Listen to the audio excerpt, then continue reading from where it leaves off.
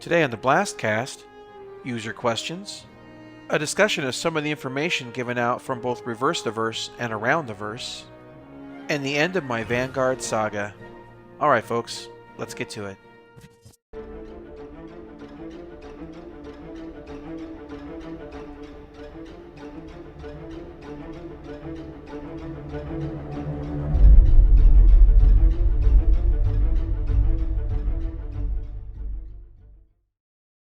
Welcome everyone to another week of BlastCast. Once again, Woodby is my bastion of common sense lightning dragon, as always. And this week we have quite a few things to go over. But first and foremost, I have a question from one of our subscribers, and I kind of like to address these first. I don't get them that often, but I really love it when people participate. Dan Killeen, I do apologize if I pronounced that wrong, wanted to know, when do we think, if ever, that multi-crew ships functionality will be in Arena Commander? And I think part of the answer to that kind of came this week on Reverse the Verse, where they discussed basically 3.0 or 3.1 working on docking. So basically ships like the Merlin can actually dock to the Constellation, leave, and all the other ships that have those kind of parasite ships, I guess is as good a term as any. And until they see that functionality in the game, you won't see it any sooner than that. So first you have to see docking. Now, does that mean that Arena Commander is going to have it immediately at that point? Don't know. What do you think, Lightning? I would probably say later rather than sooner, because one of the things, which actually, thinking back on the CitizenCon when they're talking about the Star Citizen Facebook, I forget what word we called it earlier, they have to have a lobby system to support that. Like, we've have a video of me in my Retaliator in Arena Commander. It was a bug, but the ships can load in there. Yeah. So the code is there. It's blocked off. That was the first time I beat Arena Commander. That was the video we did on that, and you spawned in on your Retaliator for some reason. I couldn't walk around the ship. I'd fall through the floors. But the thing is, to do the multi-crews right, you need to be able to, form a group and queue up as a group. And I'm part of, Jarrus's group, and he's going to be flying the Super Hornet. So because I'm part of that, it defaults me to the second position because it's his ship. Or you drag people around, like in GTA, like when you do the heists, right? Oh, well, this person wants to do this job. Well, I don't care. Whatever. Do whatever job you want. So they're going to need to have some kind of lobby system in order to do that, which may be coming with their citizen book or whatever you want to call it. I think they were calling it Space Book. Space Book? Okay. Yeah. I know there was a word. Well, I mean they weren't calling it that, but it's kind of become the name you're seeing on Reddit, Space Book. Yeah. But yeah, I mean that would definitely have to be part of it. It might not be in that 1.0 iteration, so yeah, I don't think we're going to see it for a while. I would say that you wouldn't see it, I mean, at the soonest 3.0. There was I forget what some of the upcoming updates we're talking about, but one of the updates was trading. Yeah. And it That's might 3.0. be in there. That's 3.0. Oh, 3.0 was trading, right? Yeah. But there was one other thing. There's a whole breakdown we did last video that should cover all that. Yeah, I was just trying to remember if there was one thing in particular that stood out. But a long way of saying it, I don't think it's going to be in Arena Commander for a long time, just because of the nature of Arena Commander is it's a test bed to test flight mechanics, and you can test flight mechanics in the persistent universe, and you can jump into a ship. I think eventually they'll come to it, but I think it's very low on the priorities. I think initially, if they have multi-crew ship functionality, that the turrets would be populated with NPCs before they do players. I think that'll be easier for them to set up. Basically, just have an average. That'd be a thing you'd have to do as well. You might not be able to play with your friends in the ship, but as soon as their AI gets done, that'd be another thing to move it forward. Like, we want to test how the AI works in your turrets. I think you're more likely to see that, and just for that reason alone, because they've been building the subsumption. And this goes back to another thing we'll be talking about later in a video that came out called The Road to CitizenCon, which was a really great video. I'll leave a link down below, but definitely worth watching. So the thing is that subsumption, the whole AI system, that's very important for basically when you hire your crew or they're going to be doing tasks in your ship. things like that. So that includes running turrets. So I really see them using multi-crew in Arena Commander as a test bed for subsumption on turrets. And to me, it makes more sense because they know that a player sitting in a chair can do the job. Well, as long as the flight model and everything lines up correctly. But they know that detached turrets. Well, they basically know that the person sitting in a chair can wiggle the mouse. The trick is, can they make the AI do the job right and also not be pinpoint accurate to the point that nobody can approach any ship with a turret, or have it clip through the body, or shoot the ship like itself. Do self-harm, because I'm pretty sure you can blow yourself up.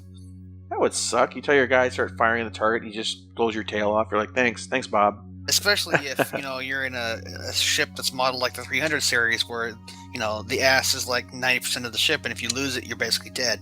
Yeah. So yeah, those kind of things. I think you're going to see that first. And I don't think you'll be flying with your friends directly, unless you do something like, unless you go into something like the free fly mode and you land on the landing pad, and then your friends get out and get in your ship.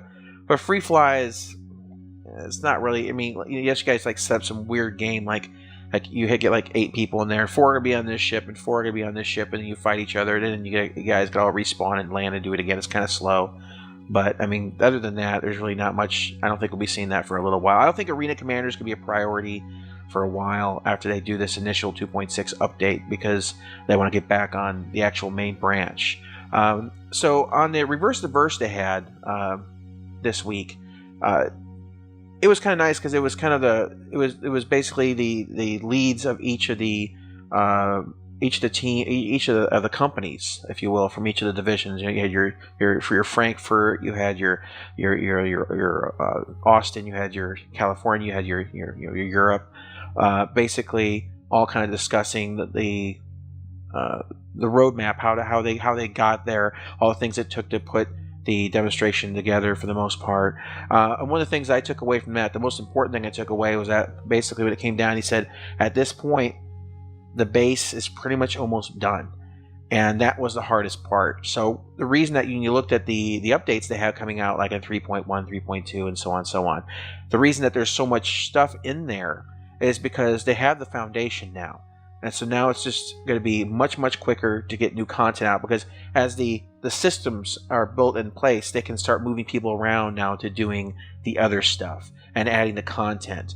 And so this is really what we've been waiting for. We're at that part now. The foundation's laid, it's solid, and now it's just going to be, we're going to be, I think for the first time, really hopefully start getting buried in things to do. And I'd really like to spend all day, every day at Star Citizen, given the chance, But right now, there's no justification for me doing that too much. I get in there occasionally when I get the itch to shoot something in a spaceship. But right now, other than that, not so much. The Road to CitizenCon video, which came out on Friday. It came out. It's like reverse the verse, and also around the verse kind of came out backwards. So that one, when it came out, it was nice because it showed some Squadron 42 footage, and they were showing basically why it is that Squadron 42 didn't make it. And it came down to like the last 2 days, and they had to make a decision to put all their effort into cleaning up the Persistent Universe demonstration. The one that worked. Or go ahead and continue to push through, on both of them. And Aaron and Chris, like at one point they told everyone, "Hey, just go ahead and leave the room. We're gonna have a discussion." It's like a private discussion between brothers, I guess, and whatnot. Maybe a couple other people. But they decided that they would not do the Squadron 42. They were having weird, and this goes back to Subsumption, I think, largely, because remember, Subsumption for the most part is coming out in 3.0, and that's still down the road. And a lot of the problems that they were having was AI routines. You'd watch an AI walk down the hall. Like they show an AI to Idris. He gets to the hallway, turns around, and comes right back. I mean, he doesn't go where he's trying to go. You have other things like someone sitting there and it's just hands and a head and there's no body. People sitting midair and things like that. There were just things that weren't lining up correctly, and it looks like most of the problems they were having had to do with AI and character models and things, which makes sense because those are still things that are heavily in development. So as much as they wanted to show it, I think it was a good decision, because the internet can be ridiculously critical. And if they showed the invisible man running around the ship with just, basically a head and hands, boy, you'd never hear the end of that crap. So I agree with him. I think it was a good decision. And even Ben brought up the statement that a delayed game can be good eventually, but a rush game is bad forever. And it was nice to see him make that statement. Yeah, not just us. Yeah, not just us. So if you haven't seen that video, I do recommend it because it does have some Squadron 42 footage in there. And if you want to get some of the ideas, some of the things they're working on, definitely worth watching just for that. So if you were kind of upset about your lack of 42 fix for CitizenCon, there you go. Or you can just hang on and chill out for like a month or two, and eventually it'll get fixed. That's true. Yeah, definitely. I think you're going to probably see Squadron 42 in the next demonstration when they only have to do one thing. When they can stop and they can go, let's just show Squadron 42 on the December stream or whatever. Also today, I kind of wanted to go over the end of my Vanguard Saga. I just kind of made the decision that basically I don't think they're going to be able to fix the ship, or maybe they're not willing to bring it back to what was pitched, along with all the animated parts and all the things that, to me, like the treaded landing gear and things that really made that ship unique.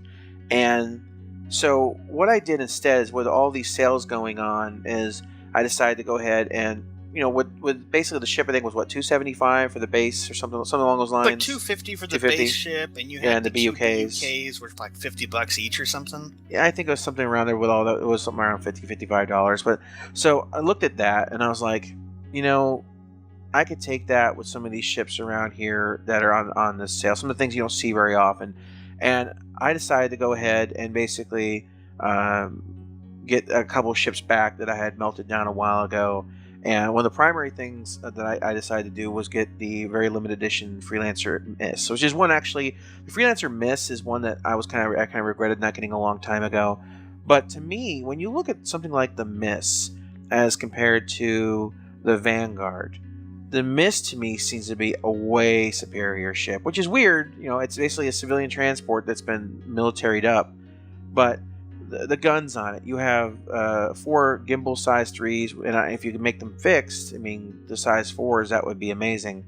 It doesn't have a turret, which right now isn't a big deal. The problem with the Freelancer turret, though, so you're not really losing much, is they're 2 size 1 guns. Yeah. If there were size 2 guns, maybe you're losing something, but again, they only can face backwards, so... Yeah, and the ship comes with a metric butt ton of missiles. So to me, when I look at, and of course cargo capacity, carries cargo, to me it looked like the Miss, pound for pound, was a much better choice than the Vanguard really could ever be. And I feel bad about that because if you even see my main channel that I have on YouTube, you see I use a picture of the Vanguard. I love the original design, and I will always love that design. But it's a sexy looking ship. The problem is the ship that we were given wasn't the ship that was pitched. No. Kind of beating a dead horse here. Yeah, the Saber came out exactly the way pretty much that they showed it and things like that. But this was, and the Cutlass is getting a nice revamp, and they're bringing it back up to a very nice state. But it went through its ugly phase. It's possible the Vanguard, it might be coming back really strong, but it's possible the Vanguard will go down that route too someday. I just don't have the patience for it. And I looked at it and I said, I can actually basically flesh out my fleet a little bit more with a bit more variety, fill up some more gaps, and kind of go from there. So that was really kind of my end of the decision, and I just kind of decided I didn't want to keep looking at the threads and worrying about the ship getting upgraded or fixed or whatever, and I just kind of wanted to wash my hands of the whole thing. So there's another good thing about the Freelancer series is they have 4 different variants of it. Obviously the base variant is like the basic one, and the Max is like almost a different hull. It's like they change it out. But the thing is, it'd be really easy to get upgrades for it. Drop tanks or extra missiles or better sensors, because all those ships exist in variants now. Obviously, there might be aftermarket, sensors or drop tanks that maybe they weigh less or they scan farther out. But you don't really have that in the Vanguard. It doesn't seem like. Obviously you can upgrade, CPU or whatever because it's the nature of Star Citizen. Right. But as far as drop tanks go, it's already a long range fighter. It's designed for that, and it's unfortunately not a very good one. It's too slow, which is another kind of weird thing because the heavy fighter kind of it existed a little bit in like World War One, like kind of after World War One. But when World War Two came out, planes were getting faster and faster and faster and faster. That twin engine design, it really didn't work besides for like long range patrol. Like you look at the P-38 Lightning, it was a good fighter, but it was mostly designed to just escort the bombers all the way there and back, because when the fighters would, we have to leave, drop tanks are empty, our fuel is getting low, this is the point of no return, the fighters bug out, the bombers are unescorted, and the other guys swarm in and kill them. If you have something that's long range, the fighters won't necessarily swarm in there. You're not protecting anything at that point. You're just there as, we don't want to attack them because they have us outnumbered. And I think that's kind of where the Vanguard is sitting right now. Until they bring it up to have its own place to stand on, it's just kind of, it doesn't it's an have escort anywhere ship. to go. Yeah, and the thing is that was described as the tip of the spear, and it's not. No, it's not, and it's nothing wrong with it having that functionality or role that it's kind of, as he describes it, as being more of an escort ship, but it really, it's like the Cutlass. It didn't end up being exactly what everyone had pictured, and so, but yeah, the Freelancer Mist, definitely, I think that's gonna be a wonderful addition. And I'm really looking forward to seeing them finalize all the variants of the Freelancer series, because I'll be definitely doing videos on those when they come out, because I've got enough of them now. So yeah, definitely love the Freelancers. I think they're great ships. So anyway, guys, just go ahead and leave comments down below if you have any questions or concerns or anything you want us to talk about. This has been a pretty slow week overall. Mostly, I think, as everyone is, they kind of showed everything they had, and everyone's kind of seen it all. And right now, it's just kind of that lull. It's that downtime, and the calm after the storm. The calm after the storm, after the sandstorm. So with sandworms, yeah, the spice must flow. Yeah, I that's definitely one of the first things that came into my head. So it was nice to see a reference like that, a little homage to one of the great sci-fis out there. So, all right, guys. Well, we will catch you next week, and as always, we appreciate you listening. Thanks for watching. Bye-bye. Today on the BlastCast, we discuss the CitizenCon 2016 presentation, the revealed upcoming patch changes, and of course, our general thoughts about the presentation overall. All right, guys, let's get to it.